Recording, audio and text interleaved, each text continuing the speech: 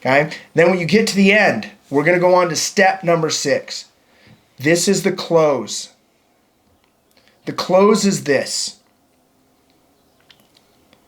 In a nutshell, this is my philosophy to sell your house for top dollar.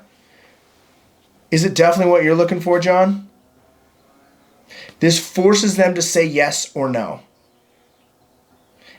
And if they say no, which they probably won't, they'll probably say, well, I need to think about it.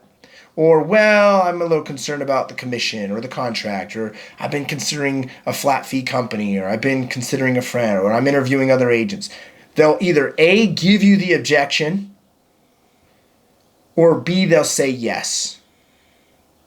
If they say, I think about it, they're stalling. I need to think about it to stall. You just need to extract the objection out. But when they say yes, you say, great. Obviously, you want to get the most for your home. And I agree that it makes sense for us to work together. The next step is to go ahead and click that button, sign the contract. What will happen is then it will send the contract back to me. I can begin the onboarding process, and we get your home on the market and get you one step closer to moving. And that's really the goal, right? Get your home sold for the most money. Yeah? But you need to direct them to click the button to sign. People need your leadership, your guidance to do that. They need to be walked down the path. It's the same thing if you're in person.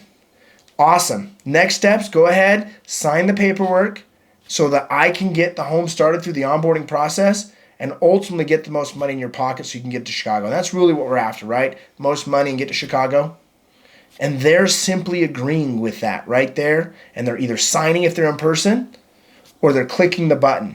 But for virtual, because that's the whole purpose of this conversation, 6 steps to a virtual listing presentation, you need to have the screen share up and you need to direct them where they initial and they click and they sign.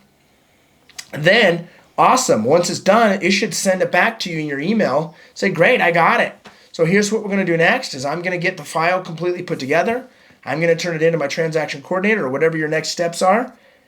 Be ready for a call from Jen in the next few days. Jen who does our stuff, right? So you need to then let them know what are the next steps that's going to happen. And then hey, Marcy, nice work. I appreciate the opportunity to do business with you. You made a great decision today. I'm definitely going to get your home sold. Congratulations on taking this next step. So you want to reassure them that they made a great decision. You want to reassure them that, yes, you're still going to go get the home sold. You want to reassure them that they're making the next best step in their move. People need the certainty. You got to give it to them. Okay, here's what I want to do because we've got about 17 minutes left. Everyone write down your number one takeaway from the conversation. Let the seller talk, make them talk. Everyone loves to be listened to. Be the leader. I would say there needs to become some finesse with that as well, Ben. When you say make them talk, I can be way more forceful in these types of settings than I recommend that you are with sellers in person. The way you do it with a seller in person or virtually is to pause, is to hold, is to awkward them into participating. Got it? German said selling isn't telling, it's asking questions. Awesome. Cool.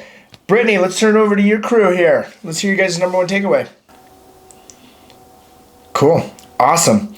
Now, sometimes if the seller is still blind, you have to kind of pressure, like, honestly, would you really pay that much if they're getting a little crazy? And then they're going to get a little bit real, okay?